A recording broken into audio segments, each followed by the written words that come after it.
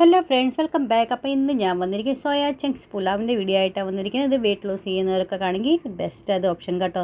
1 pot recipe. അത് നല്ല protein rich, നല്ല വിറ്റാമിനും കൊണ്ടുള്ള ഗുണം കൊണ്ടുള്ളത്. നമുക്കിന്ന് സോയാ ചങ്ക്സ് പുലാവ് നമ്മളിന്ന് എങ്ങനെ ഉണ്ടാക്കാം നമുക്ക് കാണാം. 1 കപ്പ് സോയാ ചങ്ക്സ് എടുത്തിട്ടുണ്ട് ഞാൻ.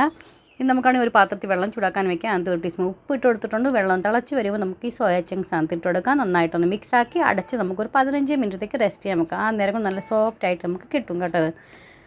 ആ നേരം കൊണ്ട് നമുക്കാണെങ്കിൽ അരി എടുക്കാം. ഞാൻ ബാസ്മതി റൈസാണേ എടുത്തേക്കാൻ 2 കപ്പ്. ഒരു ഏതെങ്കിലും ഗ്ലാസ്സോ കട്ടോരിയോ എന്താ നിങ്ങൾ എടുക്കുകയെന്ന് വെച്ചാൽ അതെടുക്കണം. ആ അളവിന് തന്നെ വേണം നമുക്ക് വെള്ളം എടുക്കാനായിട്ട് കേട്ടോ.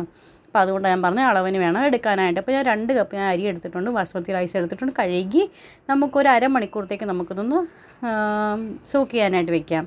ആ നേരം കൊണ്ട് ഇവിടെ സോയ ചങ്ക്സ് ഒന്ന് വെള്ളമൊക്കെ തണുത്ത് വന്നിട്ടുണ്ട് കേട്ടോ. നമുക്ക് കൈയൊക്കെ തൊടാൻ പറ്റുമ്പോൾ നമുക്ക് അന്ന് എക്സ്ട്രാ വെള്ളം നമുക്കെല്ലാം പിഴിഞ്ഞ് കളഞ്ഞിട്ട് നമുക്കിതൊന്ന് സൈഡിലോട്ട് മാറ്റി വെക്കാം. നമുക്കാണെങ്കിൽ ഒരു പ്രഷർ കുക്കർ എടുക്കും. അത് കുറച്ച് എണ്ണ ഒഴിച്ചു കൊടുക്കണം. എണ്ണ നന്നായി ചൂടായി ഒരു 2-3 ടേബിൾ സ്പൂൺ നമുക്ക് എണ്ണയുടെ ആവശ്യം വരും. ഇതിൻ്റെ പകരം നിങ്ങൾക്ക് നെയ്യ് വേണമെങ്കിലും എടുക്കാം കേട്ടോ. ഇനി നമുക്ക് 1 ടീസ്പൂൺ ചെറിയ ജീരകം, പിന്നെ കറുവാപ്പട്ട, ഗ്രാമ്പു, ബേ ലീവ്സ്, 2 ഏലക്ക ഇതെല്ലാം നമുക്ക് ഇട്ട് കൊടുക്കണം. ഇനി നമുക്ക് ഒരു സവാള പൊടിയായിരിക്കും അത് ഇട്ട് കൊടുക്കാം. 2-3 പച്ചമുളക് ചെറുതായിരിക്കും അത് ഇട്ട് കൊടുക്കാം. പിന്നെ 5-6 അല്ലി വെളുത്തുള്ളി, 1 കഷ്ണം ഇഞ്ചിയും ചതച്ച് അതും ഇട്ട് കൊടുക്കണം. ഇനി നമുക്കാണെങ്കിൽ 1 കപ്പ് തൈര് എടുക്കാം. അത് നമുക്കാണെങ്കിൽ 1/2 ടീസ്പൂൺ മഞ്ഞൾപ്പൊടി, 1 ടീസ്പൂൺ നമുക്ക് മുളക് പൊടി ഇട്ട് കൊടുക്കാം. 1 ടീസ്പൂൺ നമുക്ക് മല്ലിപ്പൊടി ഇട്ട് കൊടുക്കാം. ഇതെല്ലാം കൂടി നന്നായിട്ടൊന്ന് മിക്സാക്കി വെക്കാം. ഇവിടെ സവാളയൊക്കെ വെന്ത് നന്നായിട്ട് വന്നിട്ടുണ്ട്. ആ നേരം കൊണ്ട് നമുക്ക് ഒരു തക്കാളി ചോപ്പ് ചെയ്ത് അതും കൂടി ആഡ് ചെയ്ത് കൊടുക്കാം. ഇനി നമുക്കാണെങ്കിൽ നന്നായിട്ടൊന്ന് മിക്സാക്കി കൊടുക്കാം. നമ്മൾ ടേസ്റ്റിനനുസരിച്ച് വേണം ഉപ്പ്. ഞാൻ 1 ടീസ്പൂൺ ഉപ്പിട്ട് കൊടുത്തിട്ടുണ്ട്. നിങ്ങളുടെ ടേസ്റ്റിനനുസരിച്ച് വേണേ ഉപ്പിട്ട് കൊടുക്കാനായിട്ട്. ഇനി നമുക്ക് തക്കാളിക്ക് വെന്തുടഞ്ഞ് കഴിയുമ്പോൾ നമ്മൾ ഈ തൈരൊക്കെ മിക്സ് ചെയ്ത് വെച്ചേക്കുന്നില്ല, അത് നമുക്ക് അതിനകത്ത് ഒഴിച്ച് കൊടുക്കാം.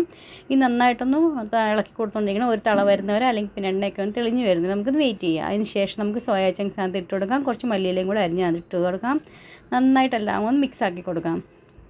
അതിനുശേഷം നമ്മൾ അരിയൊക്കെ കുതിർത്തി വെച്ചില്ല, അതിൻ്റെ എക്സ്ട്രാ വെള്ളം മൊത്തം കളയണം. എന്നിട്ട് അതിന് ശേഷം നമുക്കത് ഇട്ട് കൊടുക്കാം. നന്നായിട്ടൊന്ന് മിക്സാക്കിയതിന് ശേഷം നമുക്ക് 1 കപ്പ് അരിക്ക് 1.5 കപ്പ് വെള്ളം. ഞങ്ങൾക്ക് കുക്കറിലായിട്ട് ഉണ്ടാക്കുന്നതുകൊണ്ട് 1.5 കപ്പ് വെള്ളത്തിൻ്റെ ആവശ്യം. നമ്മൾ അല്ലാതെ വല്ല പാനിലോ കടായിലോ നമ്മൾ ഉണ്ടാക്കുവാണെങ്കിൽ 1 കപ്പ് അരിക്ക് 2 കപ്പ് വെള്ളം. ആ രീതി വേണേ ചെയ്യാനായിട്ട്. ഇതിപ്പോൾ ഞാൻ കുക്കറിലായതുകൊണ്ട് 1.5 കപ്പ് വെള്ളം. 1 കപ്പ് അരിക്ക് 1.5 കപ്പ് വെള്ളം. ടോട്ടൽ 3 കപ്പ് വെള്ളം ഞാൻ എടുത്തിട്ടുണ്ട്. അത് ഒഴിച്ചു കൊടുക്കാം. എനിക്ക് ഇച്ചിരി ഉപ്പ് കുറവാണെന്ന് തോന്നിയപ്പോൾ ഞാൻ എക്സ്ട്രാ ഇച്ചിരി ഉപ്പ് ഇട്ട് കൊടുത്തിട്ടുണ്ട്. ഇനി നമുക്കാണെങ്കിൽ ഇത് ഹൈ ഫ്ലെയിമിൽ 2 വിസിൽ വരുന്നത് നമുക്കൊന്ന് വെയിറ്റ് ചെയ്യാം. അതിന് ശേഷം ഒരു 15 മിനിറ്റത്തേക്ക് റെസ്റ്റ് ചെയ്യാൻ വയ്ക്കാം. അതിന് ശേഷം നമുക്ക് സെർവ് ചെയ്യാവുന്നതാണ്. ഇഷ്ടപ്പെടുവാണെങ്കിൽ ലൈക്ക് ചെയ്യാനും ഷെയർ ചെയ്യാനും സബ്സ്ക്രൈബ് ചെയ്യാനും മറന്നു പോലെ. Bye friends.